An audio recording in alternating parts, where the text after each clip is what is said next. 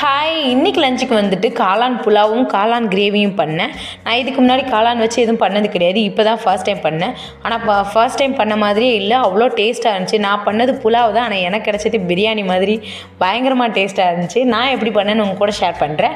நீங்களும் பண்ணி பார்த்துட்டு எப்படி இருந்துச்சு அப்படின்னு கீழே கமெண்ட் பண்ணுங்கள். அதுக்கு வந்துட்டு குக்கரில் தான் பண்ணுறேன். குக்கரில் கொஞ்சம் கூடுதலாக எண்ணெய் விட்டுட்டு பட்டை, கிராம்பு, ஏலக்காய், சோம்புலாம் போட்டு தாளிச்சிட்டு கட் பண்ணி வச்சுருக்கிற வெங்காயம் போட்டு நல்லா வதக்கிட்டேன்.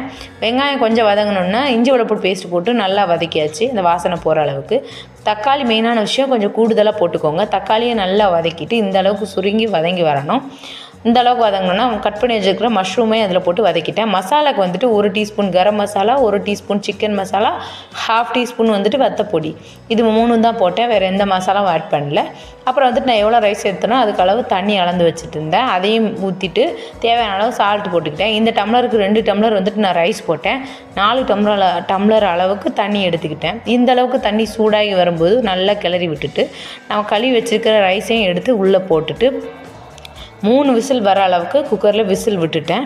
சைட் பை சைடு காளான் கிரேவி எப்படி பண்ணேன் அப்படிங்கிறது சிம்பிளாக தான் பண்ணேன், ஆனால் உண்மையிலேயே சூப்பராக இருந்துச்சு. கடுகு, வெங்காயம், பச்சை மிளகாலாம் போட்டு நல்லா தாளிச்சிட்டேன். தக்காளியை குட்டி குட்டியாக கட் பண்ணி அதில் போட்டு நல்லா வதக்கிட்டேன். நல்லா வதக்கிட்டு மசாலாவுக்கு வந்துட்டு மெயினான விஷயம் சிக்கன் மசாலான்னு சொல்லிட்டு இப்போ கடையில் ஒன்று வாங்கிட்டு வந்து வச்சுருந்தாங்க. சரி எப்படி இருக்கும் அப்படின்னு ட்ரை பண்ணி பார்ப்போம்னு மஷ்ரூமையும் போட்டு நல்லா வதக்குனதுக்கப்புறம் 1/2 டீஸ்பூன் மஞ்சள் பொடியும், 1/2 டீஸ்பூன் வத்தப்பொடி, 1/2 டீஸ்பூன் வந்துட்டு கரம் மசாலா, அப்புறம் வந்துட்டு இந்த சிக்கன் மசாலா பொடி வந்துட்டு கொஞ்சம் போட்டுக்கிட்டேன்.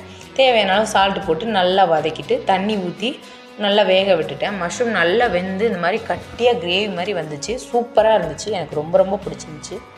அப்புறம் இன்றைக்கி லஞ்சுக்கு வந்துட்டு சுட சுட காளான் புலாவும் காளான் கிரேவியும் வச்சுட்டு ஒரே ஒரு முட்டையில் வந்துட்டு ஆம்லேட் போட்டுக்கிட்டேன். எனக்கு ஆம்லேட் இல்லைன்னா சாப்பாடே இறங்காது, அந்த மாதிரி ஒரு கேரக்டர், ரொம்ப பிடிக்கும் ஆம்லேட் வந்துட்டு. இன்றைக்கும் மசாலா ஆம்லேட் போட்டுட்டு கொஞ்சமாக வீட்டில் மார்னிங் கேக் வந்து பண்ணியிருந்தேன். அது ப்ரௌனின்னு சொல்கிறதா கேக்குன்னு சொல்கிறதா. உங்கள் வீட்டில் என்ன ஸ்பெஷல்னு கீழே கமெண்ட் பண்ணுங்கள். என்னோட